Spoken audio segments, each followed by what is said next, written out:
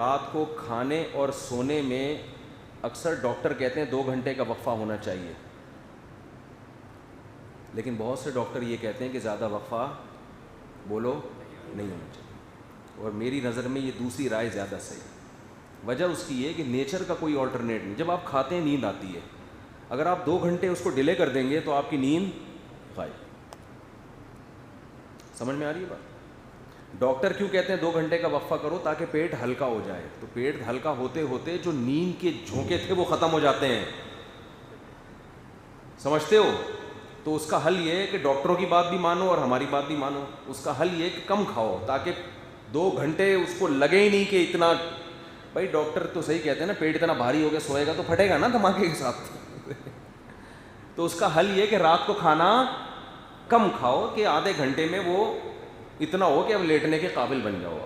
تو اس طرح دونوں رائے پر عمل ہو جائے گا، لیکن زیادہ فاصلہ کھانے میں اور نیند میں نہیں کرنا چاہیے، کیونکہ یہ نیچرل نہیں ہے۔ صحابہ کرام کے ہمیں جتنے بھی واقعات ملتے ہیں، کھانا کھایا، رات کو گھر آئے، عشاء پڑھی اور سو گئے۔ عشاء سے پہلے وہ لوگ کھانا کھایا کرتے تھے اور عشاء پڑھتے ہی سو جایا کرتے تھے۔ اسلاف سے ہمیں یہی ملتا ہے اور یہی طریقہ ہمیشہ سے رہا ہے، اور ہم نے گاؤں دیہاتوں میں جہاں بالکل نیچرل لائف اسٹائل ہے ان میں یہی دیکھا ہے کہ وہ لوگ کھانا کھاتے ہیں، عشاء پڑھتے ہیں اور لمبے ہو جاتے ہیں۔ 2 گھنٹے کا فاصلہ ہوگا تو نیند آپ کی ڈسٹرب ہوگی اس سے، سمجھتے ہو کہ نہیں سمجھتے؟ تو ہلکا کھائیں نا۔ خیر، تو اب ان کے لائف اسٹائل کو دیکھ کے کیا لگے گا، یار ان کے پاس ٹائم بہت ہے، لیکن اگر وہ بوتل والی مثال آپ کے سامنے ہو، بھائی جو بھی ان کا اسکیجول ہے وہ ایسا ہے کہ اس سے بڑا نوٹ مارکیٹ میں ہے نہیں، اس موقع پہ یہی مناسب ہے۔ اگر آپ کہیں گے میرے پاس ٹائم نہیں ہے، اچھا پھر جب وہ صبح اٹھتے تو دماغی کام، رات کو تہجد کے لیے اٹھتے تھے، اللہ سے دعائیں مانگتے تھے، پھر فجر کے بعد سوتے نہیں تھے، پھر فجر سے لے کے 11-12 بجے تک دماغی کام ہے۔ یہ تھوڑے وقت میں انسان اتنا کام کر لیتا ہے، کیونکہ صحت بھی ایک نمبر۔ جب آپ لذت کے ساتھ کھانا کھاتے ہو، سوچ کے چبا کے، تو کھانا باڈی پہ ٹھا کر کے لگتا ہے کہ نہیں لگتا؟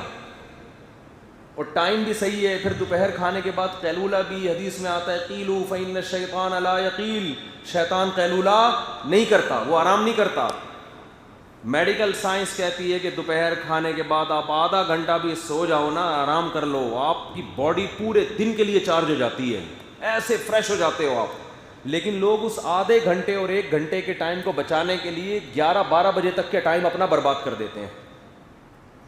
تو ہمارے حضرت یہ بتایا کرتے تھے، فرمایا میری جو زندگی جن اصولوں پہ گزر رہی ہے وہ ہے التقلیل للتکثیر، کام کم کرو تاکہ زیادہ ہو سکے۔ اور جو مصروف لوگ ہوتے ہیں ان کی زندگی اس پہ گزرتی ہے التکثیر للتقلیل، کام زیادہ کرو تاکہ آگے کچھ بھی نہ ہو سکے۔ نہیں آ رہی بات سمجھ؟ بہت مشکل ہے، یعنی دیکھنے میں ایسا لگے گا کام کم کر رہے ہیں، لیکن نتیجے کے لحاظ سے ان کا کام زیادہ ہوگا۔ اور جو آپ کو اس طرح کا مصروف آدمی نظر آئے نا، افرتفری میں ادھر، کھانا وانا کیا ہے یار، ہم کھانے کے لیے پیدا ہوئے ہیں کیا؟ ہم نے تو ملک کو ایک پہنچانا ہے، یہ کھانے وانے نہیں کھانے، ہم نے تو ملک کی خدمت کرنی ہے، ہم نے تو اپنے بیٹے کو کیا بنانا ہے، ایک بڑا آدمی بنانا ہے۔ جو بڑے لوگ ہوتے ہیں ان کے پاس کھانے سونے کا زیادہ ٹائم نہیں ہوتا، وہ تو واکنگ کے درمیان بھی ٹاکنگ کر رہے ہوتے ہیں۔ بڑے لوگوں کے پاس اتنا ٹائم نہیں ہوتا، بھائی بیٹھے ہوئے ہیں تو اب ان کا کھانا آئے گا، پھر یہ چبا چبا کے کھائیں گے، پھر اس کے بعد لمبے ہو جائیں گے، پھر اٹھیں گے۔ نا نا نا نا نا، انگریز دیکھو نا کیا سب بھاگ رہا ہے، برگر کھا رہا ہے، بوتل پی رہا ہے، ٹھیک ہے نا، یہ نہیں دیکھ رہے اینڈ میں بالآخر لٹک کے۔ سارے انگریز بھی ایسے نہیں ہوتے، وہ بھی بہت سے ان میں بھی سمجھدار ہوتے ہیں، ان کا بھی یہی لائف اسٹائل ہوتا ہے جو میں بتا رہا ہوں آپ کو۔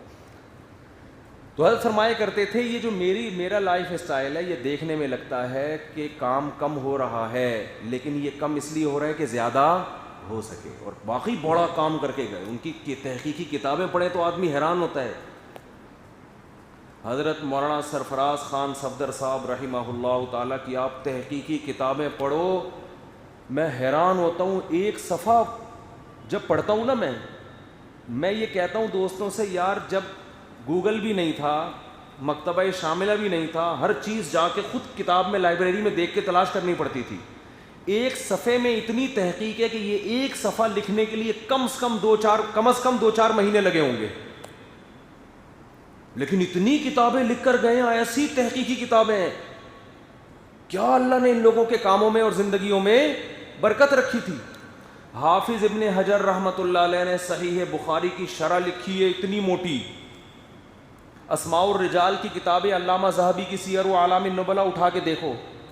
یہ لوگ زندگیوں میں اتنا کام کر کے گئے ہیں، جبکہ اس زمانے میں ایک لفظ لکھنے کے لیے قلم کو سیاہی میں ڈبونا پڑتا، نکال کے 2 لفظ لکھو، پھر دوبارہ ڈبو، پھر لکھو، پھر ڈبو، پھر وہ سیاہی پھیل رہی ہے، کبھی ضائع ہو رہی ہے، کبھی وائٹ، اور جو بھی اس زمانے میں وائٹ ہوگا، جو بھی ہوگا.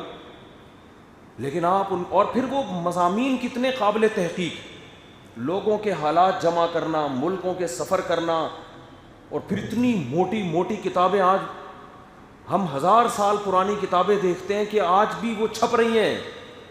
اتنی بڑی بڑی تحقیقی کتابیں، انسانی عقل حیران ہوتی ہے. کیوں؟ یہ وہ لوگ تھے جنہوں نے زندگیاں سنت کے مطابق گزاری اور بڑا کام کر کے چلے گئے. بڑا کام لیا اللہ نے ان سے. تو حضرت فرمایا کرتے تھے کام میں بظاہر کمی ہو رہی ہے، کھا بھی تسلی سے رہے ہیں، سو بھی رہے ہیں، ایکسرسائز کے لیے بھی ٹائم نکال رہے ہیں، گھر والوں کے لیے بھی ٹائم نکال رہے ہیں، کام میں بظاہر کمی ہے، لیکن حقیقت میں کام بہت ہو رہا ہے. ہمارے ایک دوست ہیں جامعۃ الرشید میں، بڑے ماشاءاللہ اللہ نے استعداد دی ان کو.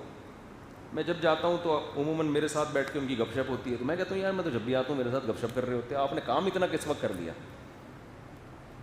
کہ بھائی فجر سے لے کے ظہر تک بس یہ میرے کام کا ٹائم، خوب دماغی کام کرتا ہوں.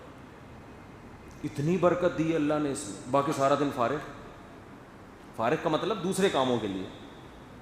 اتنی برکت، کیسے کیسی تحقیقی کتابیں لکھ لیں، کیسے کیسے تحقیقی میں برکت رکھی تھی. حافظ ابن حجر رحمۃ اللہ علیہ نے صحیح بخاری کی شرح لکھی ہے اتنی موٹی.